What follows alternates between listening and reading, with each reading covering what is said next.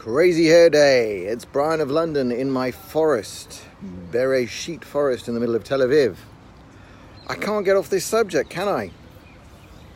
I was planning something as I've been walking through the forest of what I'm going to say, and then I just read Douglas Murray's piece from a few hours ago, overnight, in the National Review in America. Excellent. And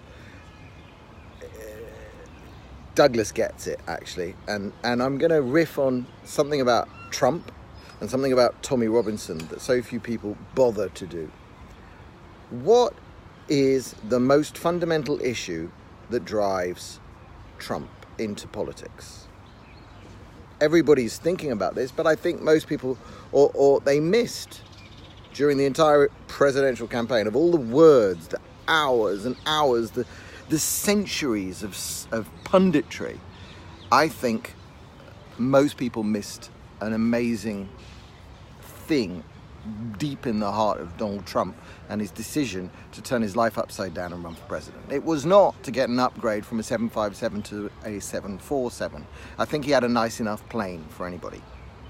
No, I think that for a man who really first made his name building skyscrapers in Manhattan, I think seeing the two biggest and best skyscrapers in Manhattan knocked over in a single morning, I think that had a huge impact on his life. So I think Trump is much more driven by what jihad and Islam actually are than people wanted to dwell on. He said a few things. He read his snake poem, and he tied his snake poem, sometimes he tied it to immigration, but often he tied the metaphor of the snake to Islam itself.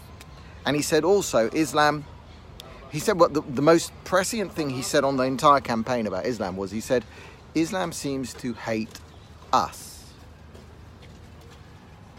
Islam seems to hate us. And that actually is the smartest thing anybody has said in public life about Islam for the last 20 years, back to 9/11 basically. It's a lot smarter than Islam is peace, as Bush said, with the Islamic heavies standing next to him at the mosque a few days after 9/11.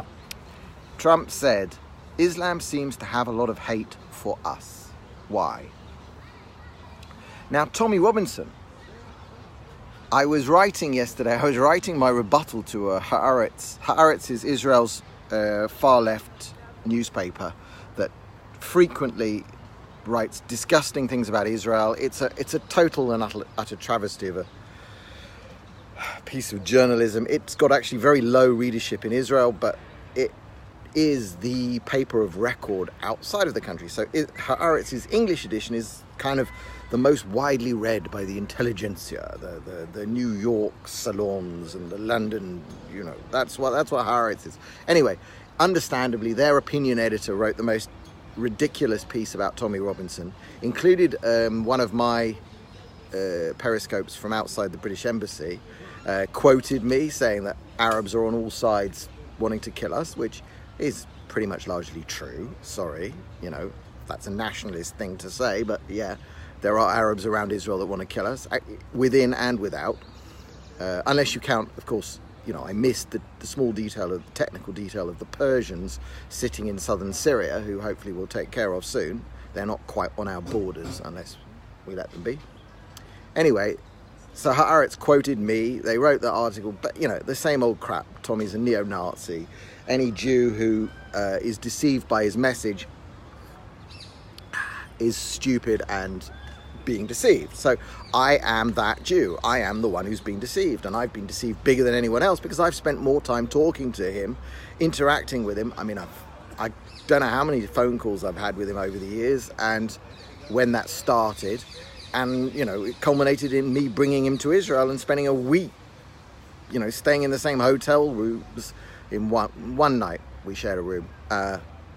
It was a huge room in Jerusalem, gorgeous hotel, the American Colony Hotel. It's where all the international journalists stay, and I discovered why. It's not kosher, there's bacon at breakfast. Small detail. Anyway, elsewhere, separate rooms. But I know Tommy pretty well. If he's been pulling wool over my eyes, and he harbours some secret anti-Jewish, anti-Zionist conspiracy, triple brackets around every name type bullshit, You know, he's hidden it well for 5 or 6 years of interaction with him. What crap. Anyway, I was writing this article for them, and it made me go back and look at the history of Tommy. And of course, his very, very first appearance on the BBC was wearing a balaclava, which is never a good look, okay? It's never a good look. But what was he doing in the balaclava? Well, he and his mates, some of whom were black because they were wearing short sleeves. So you could see there's like black guys and Tommy, the little guy, and then I think Kevin's there because he's a lot taller. You know, knowing everybody now, I can pretty much see who was there. And what were they doing? They had a big sign saying black and white unite, and they were burning a swastika. They were burning a swastika, and through the entire time of the EDL, the Nazis hated them. The real racists, the BNP, they hated the EDL. They hated Tommy. So this journalist writes this nonsense. I've written a rebuttal. I'll submit that to Haaretz on Sunday. It's pretty strong. I don't go and do each point. I tell a story because I think stories are the way to go. And we'll see if it gets published in Haaretz. I mean, I'm me. I'm not going to tailor what I write. If it doesn't get published in Haaretz, of course, there's many other places. I think Alt News Media will publish it in the UK, probably. But back to what drives Tommy. Tommy's first appearance on the BBC was wearing a balaclava and burning a swastika. He's a Nazi. His second appearance, or his second significant appearance, was sitting in the chair opposite Jeremy Paxman. Okay, now, you have to know this, and Douglas Murray writes that of all the people in the UK who've never had a presumption of innocence placed upon them, it is Tommy Robinson. He is always guilty. He is guilty of whatever it is you want him to be guilty of. Ab initio, without any evidence, without studying the facts. What did the BBC do? They thought, like throwing the Christians to the lions in the Colosseum, we'll stick Tommy Robinson. He's never done any significant media. He's had a print interview with The Guardian. That's what he's done. He's done nothing. He's not even done YouTube videos. YouTube barely existed in those days. We'll stick him in a chair opposite Jeremy Paxman. Paxman, at his height, he was the destroyer of politicians. He ended 30-year political careers in that seat. And they're going to stick stupid little runty, working class, can't speak proper Tommy Robinson from Luton Airport. We're going to make fun of it like the adverts for Cinzano or whatever it was, or Martini.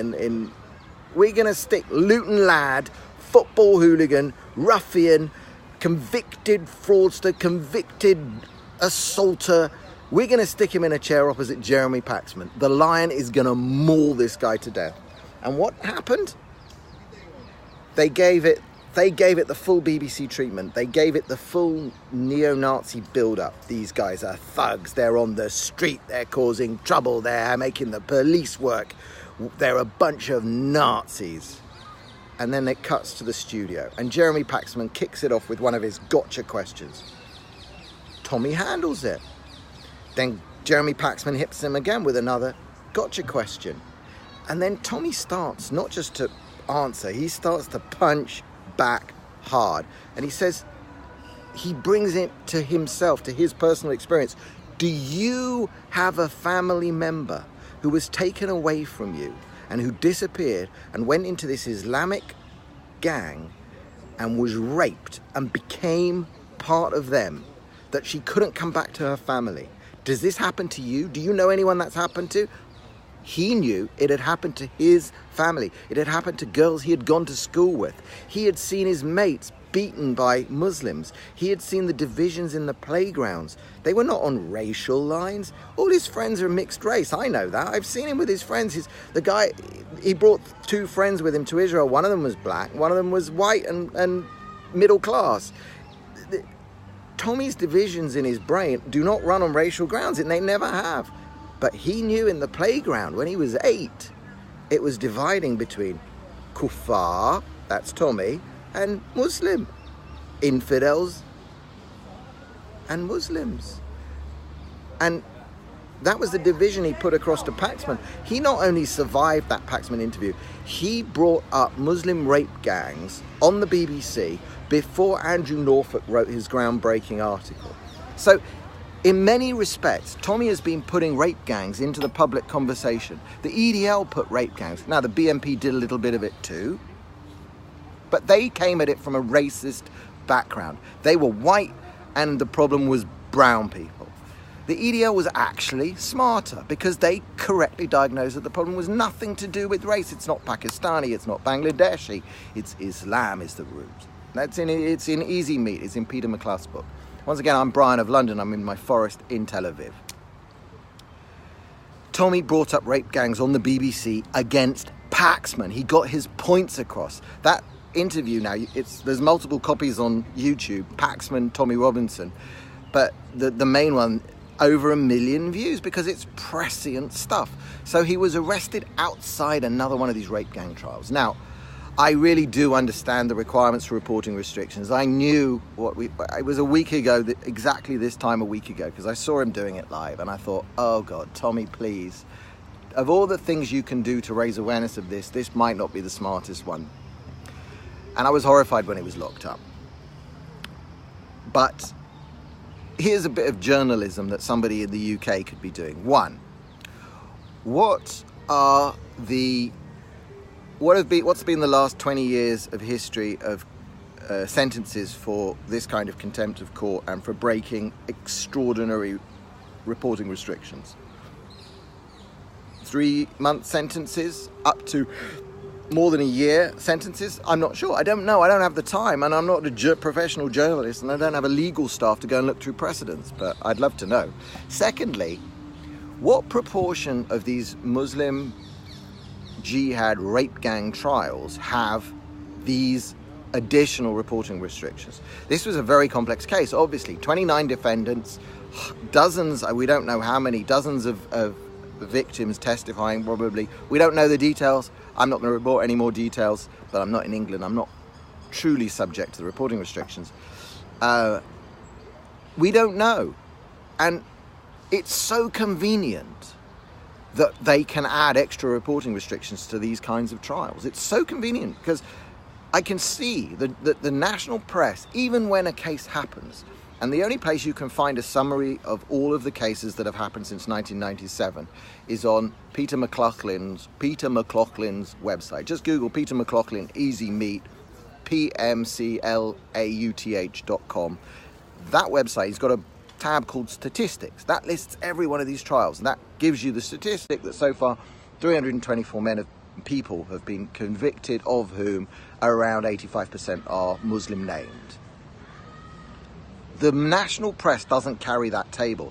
There is not one newspaper, if they even deem to cover the next trial, if a trial of 4 men happens in Hastings, as happened a year ago, 4 men convicted, taking girls to their shop. They raped a girl who came in and asked for directions. That was the case in Canterbury that Tommy was outside. That case happened, small local coverage, if any at all. Then there was a conviction, 1 page, done, move on. Doesn't get a lot of national coverage. And when it gets national coverage, nobody lists every other previous case, because when you start to do that, you start to see the scale of it. And again, I've said it in my other posts, so I'm going to say it again. These girls are not prostitutes, they are schoolgirl victims of child trafficking and rape, okay? But when you have prostitutes and when you have clients, there are always more clients than prostitutes. Each prostitute services a very large number of men. So we have hundreds of thousands. The Sarah Champion was fired from the Labour front bench last year for saying in public that maybe there are 1 million victims, and she's probably right. If there are 1 million victims of this crime, how many perpetrators are there? If there are 100,000 victims, let's say it's 100,000, then there are multi-hundreds of thousands of men who took part in these crimes. Where are they all now? They're not all being prosecuted. So that's what Tommy was bringing attention to. That was the first thing he brought up on the BBC when he had his big interview. That drives him. It's a personal story for him. Just like for Trump, Islam is a personal story for him because 9/11 had a much bigger impact on his life than you guys in the media want to talk about. So you'll come up with other crap. You'll focus on ancillary stuff. Look through his eyes. Look through Trump's eyes. Look at 2 huge buildings falling down in Manhattan. The best the tallest skyscrapers in Manhattan. Look as a skyscraper builder, what that has when you see those tumble down. And look at Tommy. What's the first thing he says? What's the first major topic he brings up on the BBC when he's talking to Paxman? Do you know, I've been in lives, I've done the stupid little I-24 news, which has got half a dozen people and a dog watching. It is, your adrenaline rushes. It's not an easy task going up against Tommy, untrained out of nowhere, Luton lad, is suddenly opposite Paxman. And he puts his points across and he lands the punches. He said afterwards, the crew and the other people in the green room were just looking at him in awe because, and Paxman also, when they cut the mics, Paxman didn't have he had clearly affected Paxman on an emotional level. That's what drives Tommy. He was not doing that for, he can do lots of publicity stunts. I don't think he intended to get arrested. He didn't realize he would get arrested. Maybe he should have done, maybe he shouldn't, but whatever. But he's bringing attention to a problem that can tear the UK apart.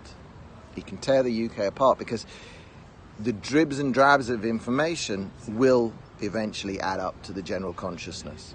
And I think on long term it has a huge problem for the UK because they've got this legal system where juries are supposed to be untainted. So they're going to put people in a jury box and they're going to say to them, what do you know about the crime of multiple men pretending first to befriend girls, drawing them into their confidence, making them feel loved, and then raping them for the next 3 years while threatening to kill their families? What do you think of that crime? You're going to say that to a juror. Do you know anything about that kind of crime? And every juror in the country, every potential juror is either going to be a Muslim and say, I don't know anything about this, or they're going to say, yeah, of course, I've read Easy Meat, I've watched the BBC drama.